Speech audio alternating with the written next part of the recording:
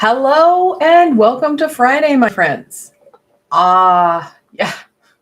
What the last couple of weeks? It's been crazy. Still have a little bit of a voice issue, but not bad. I've been slowly improving, which is good. I do apologize for the craziness of the last 2 weeks. Sometimes you just can't script life. So I am back. I may have to jump off quickly if I start coughing. It's not as bad as it used to be. So that's a good thing. So I'm going to be pretty succinct, I'm hoping, for this reading. Now today, get on my map here, or not my map, but my calendar. We're looking at the week of November 20th to the 26th. That's crazy that we're already at the end of November. And it's a busy week because, well, first of all, we have the new moon coming in. We've got Sagittarius coming in. We've got Thanksgiving for my American friends. Then we have the crazy of Black Friday. So there's a lot of energies kind of tossing us about next week. So it should be interesting to see what is projected. When we have busy weeks like that, it's kind of a free-for-all. Some of the quieter weeks, it's when we're like, oh, let's get some work done. This week, I have no idea. So I do have my glasses in my hand because I do have the beautiful Chromatic Fates. But as you can see, it's got microscopic writing. I love this deck. I do not like how small the font is. It's just impossible for me to read without my glasses on. And then I have the Enchanted Map Oracle. I picked it because I can read it without my glasses on. So let's get into this. Let's get into the week of November 20th through the 26th. What is that going to bring, my friends? Does anybody have any really fun plans for Thanksgiving or the upcoming week with the new moon and Sagittarius? And yeah, there's lots going on. And I know that a lot of times this is kind of the kickoff to, well, the holidays and the kind of that build up starts now. People get really focused in on, that holiday season, the Christmas piece, that kind of stuff. All right, I'm just going to turn over both cards. So here we have the 10 of Wands. Such a unique version of the 10 of Wands. Then with it, interesting. And my camera's like my eyes. The High Priestess, the second card in the Major Arcana. So, of course, the 10 of Wands talks about that burnout. We're already feeling that. We're feeling pretty, well, exhausted, overwhelmed, just we're running on fumes already. The High Priestess, she is the most intuitive card in the deck. We need to start to listen to that inner self a little bit more. Taking care of ourselves.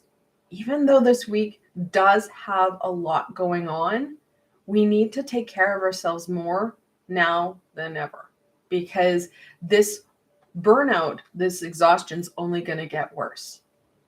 We're not looking at trying to hone our skills or anything like that. It is listening to that self. What is going to support you the most in feeling better, feeling stronger? That's what the High Priestess wants. She is connected in, and it's not in this card, but she usually has that really pretty headpiece where it's got the triple aspect of the crown or the moon, and then she also has the crescent moon at her feet. She is connected into that lunar energy. Well, Wednesday we have the new moon. On Monday, you guys are going to get, I'm going to publish my new moon healing, which it's already been recorded, and you can hear how rough my voice is, and I apologize now, but I was able to do it. You're going to have it on Monday, and it's basically a rejuvenation healing. It's fantastic and very much in lines of what you guys are going to need. So you guys will have access to that on Monday. And actually, Saturday, you guys are getting a bonus healing. I was able to record and get everything ready for the International Men's Day. Again, my voice is rough, but I managed to get it done for you guys. So enjoy. We have the stability of International Men's Day. You're going to have that healing on Saturday. Then Monday, you have that balance of the new moon. So using that lunar energy to kind of combat some of that exhaustion, that, well, burden that we're carrying. So let's look into this week a little bit more. What does the beginning of the week bring, my friends? Like I said, you're going to have that healing. Oh, and I should say, for my new friends, welcome. If you're not sure what I'm talking about, I give guidance through tarot, and I'm an intuitive reader. And then also I have healings and meditations, mindfulness practices on my channel. They're all guided and supported, and they're free for you guys to use. So you might as well use them. They're tools and they're here to help. So the beginning of the week.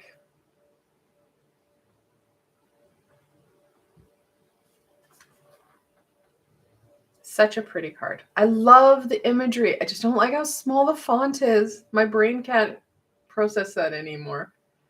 It's a 7 of Swords. So, of course, the 7 of Swords, it talks about, well, trying to get away with stuff. Well, we've been doing that for months, the year, years. It's not so much other people trying to pull the wool over our eyes. It's more, well, we've done it to ourselves. Now it's time to pay the piper. Like I had said, we have that new moon healing coming in. Use it. You need to start to listen to that little inner voice on what's going to help. Because like I said at the beginning of this session, this is the week that kicks things off a lot for a lot of people. Well, that burnout is real. Please be kind and gentle to yourself. This isn't about trying to deal with a lot of the fluffy puffy stuff that we have, those protections. This is more about you being honest about where you're at right now. And then you can start to use that frontal cortex to create a plan. What is going to help you out the most right now? What tools do you need to access?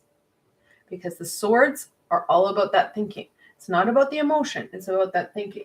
And we're going to need that. So start planning it now. Look at what's going to help. How can you incorporate it into your day? Because you're the only one who's going to be able to do this. No one's going to be able to do it for you. So we're hitting home and we're hitting it real at the beginning of the week. What does the middle of the week bring, my friends? And here we're looking at Sagittarius coming in. So we've got that very passion-fueled, fiery energy coming forward. I will be live on Tuesday doing a reading for Sagittarius. So that's going to also help out. That's why the new moon healing is coming in on the Monday, just so that it's not so much of a, there's not so much coming in on the same day. I like to break it up. So I'm going to talk about all 3 cards, show you all 3 cards so I don't have to keep pulling on and off my glasses. We have the 4 of Coins, or the 4 of Pentacles, with the Page of Wands, and finally the 5 of Wands. Okay, so the beginning of the week, we're being told very clearly it is time to be, well, truthful to you. Where are you at? Where are you functioning from? The middle of the week, we need to be starting to put these things into play. How do you incorporate it in? You need to create that stability. We've got the 4 of Pentacles, that grounded stability. Those tools that are going to support you in maintaining that stability, that control, that kind of degunk and shedding that toxic heaviness. The Page of Wands talks about not being, well, kind of enjoying this. So the tools, the supports, make it so that it's not, oh, something more. I don't want to do something else. It should be something that you enjoy, that you feel better, rejuvenated from. Because if it's something more, it's going to be easier to not do. If it's something you dread or hate, that's why we've got the Five of Wands here, that it just becomes, oh, I got to do that now. Rather than, oh, you know what, I am going to take care of me and I'm going to spend, 15, 20 minutes doing this, which is another piece, guys. It does not need to be hours and hours and hours. It just needs to be meaningful and in a time frame that you can, get, or a time frame that you can incorporate in. Because if it's more, you are going to find that inner chatter start to flare up, that resistance. Oh, but you know what? You were so tired. We can't do that. Why would you do that? That's something more. Rather than letting it fuel you, it's going to cause conflict within you. Now, because we have this conflictual card on the inside, also be aware that you are going to be reactive, because we already have this, how am I going to do this? I don't know. I shouldn't say that. We're going to have that reactiveness, but people are going to respond to that reactiveness, and you're going to find added conflict on that external as well, because people react to the energies that we have within us and they mirror it back to us. So be mindful at the middle of the week that there is going to be that challenge, because we're already having resistance because I'm telling you to challenge yourself and I don't want to do that. And it's going to be more. And taking that deep breath, staying up here, not in that kind of, woe is me. We want to be able to create a plan that's going to be more meaningful for you, with less stress and less challenge. So that page talking to you about having fun with it, enjoying it. There shouldn't be added extra where you're a burden to it. You don't like it. We need to let go of that frustration and embrace the foundation, the stability, and that rejuvenation that comes with starting to lessen this load. Now, this is a process that's going to take some time, guys, because we have the 4 and the 5. Slow, steady steps. Please do not try to rush this. You try to rush this, and what's going to happen? It's going to blow up in your face. And that is not going to be fun. That's not going to help in any way. So slow and steady really does win the race here. Now, if we've got this added frustration, this added, negativity, and our ego is starting to swirl a bit, some ideas and tools I can suggest. One is intentional bathing. So if you're feeling that frustration, and you can go in and dump it with a shower, dump it with a bath, whatever. If you are at a point where you're not got the time, you're not at home, you don't have access to that shower, well, go to a running sink of water or running space of water, put your hands under it, and let go of that toxic, that yuck. I do have some meditations in my short and sweet meditative playlist that can also help out. All those meditations are under 10 minutes long, with introduction and the exit thing. So you can really incorporate it in. It's not something that has to be a long period of time. We don't need to add to the burden. We want to work smarter. We want to listen to that inner voice.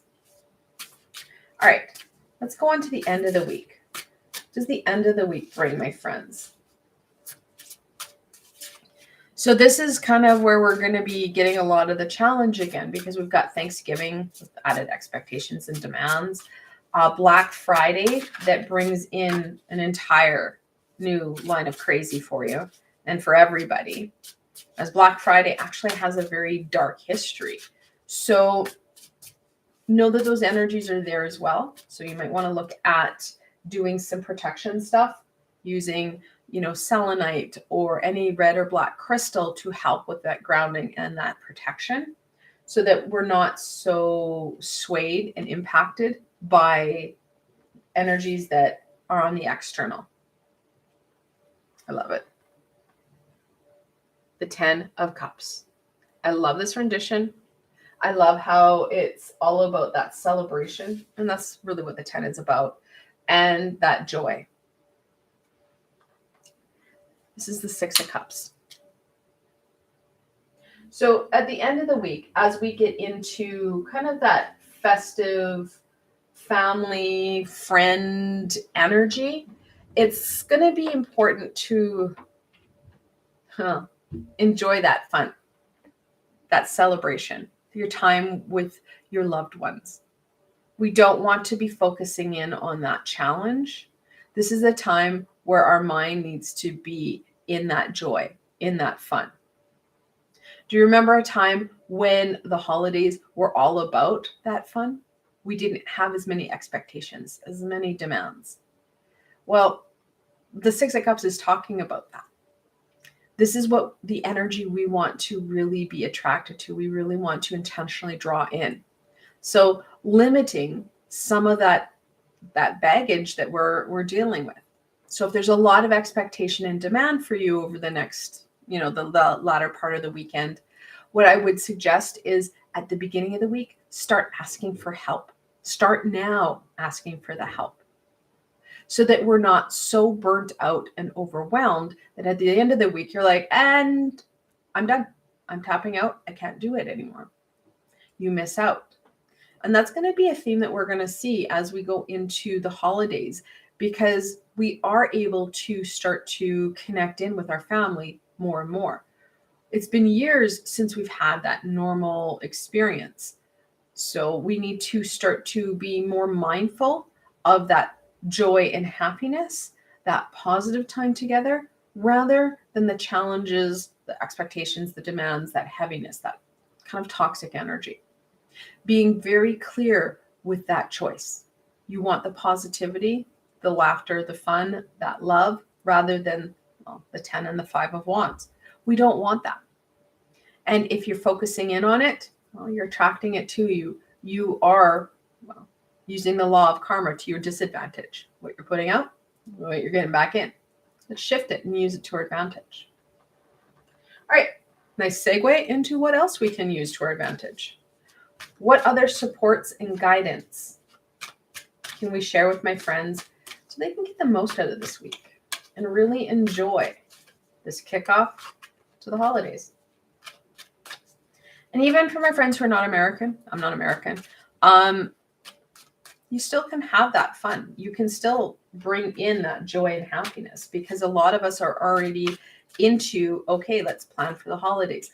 What do I need to do? How do I need to do this? Don't forget that the aspect of celebration, connection, that joy and happiness.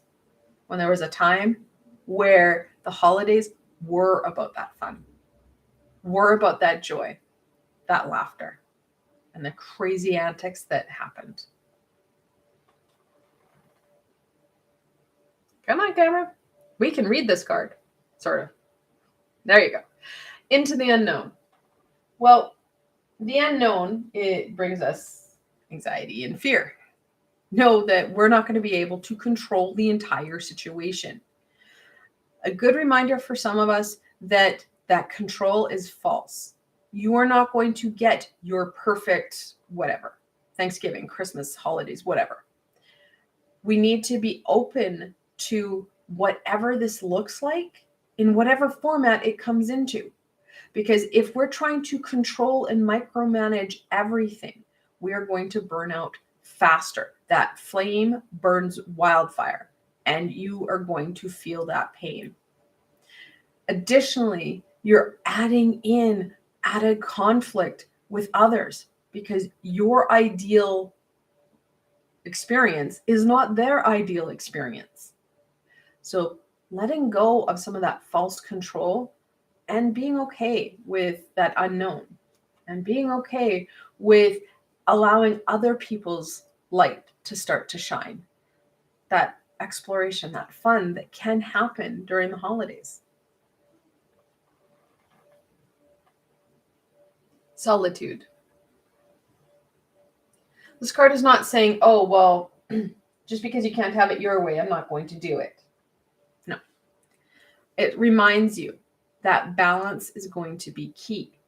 We want to make sure that we've got a little bit of time for ourselves. So we're rejuvenating us, strengthening us, well, at the same time, having that celebration, having that fun, that play, that joy that comes with that experience. We do need that balance, and it's going to be important. We have the High Priestess, which is one of the most balanced cards in the deck. So that balance is going to be essential.